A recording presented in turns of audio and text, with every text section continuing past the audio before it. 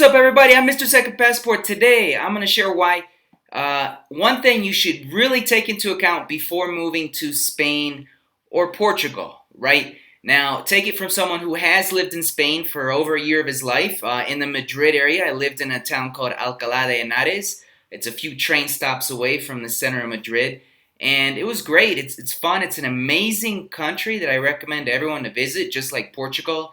A ton of history, a ton of culture. It's so neat, and there's so many cultures actually packed into this tiny little country, which is illustrated by the enormous amount of local languages, right? That there is in Spain, but pretty much everyone speaks Castellano, or the main Spanish language. But it's a cool place for sure, and I've noticed living here in South America, a lot of people, a lot of expats are kind of getting itchy feet.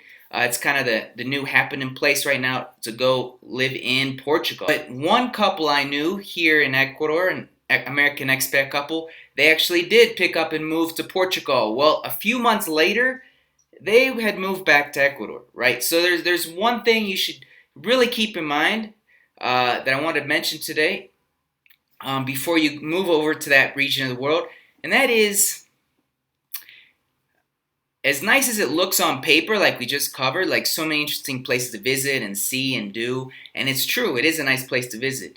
Before you live there long term, understand that the weather changes, right? Just like North America. It's not nice and steady and temperate like it is in a lot of Latin American places like Colombia or Ecuador, right? And in the summers, it is blazing hot. As illustrated by just now, there's been a heat wave in Spain. Here in May, it's past 100 degrees Fahrenheit. Now, I've personally never experienced 100-degree Fahrenheit weather except once in my life, and that was when I visited Delhi in India. And it is not comfortable, let me tell you, right? And, I grew up in the Midwest, so never got that hot.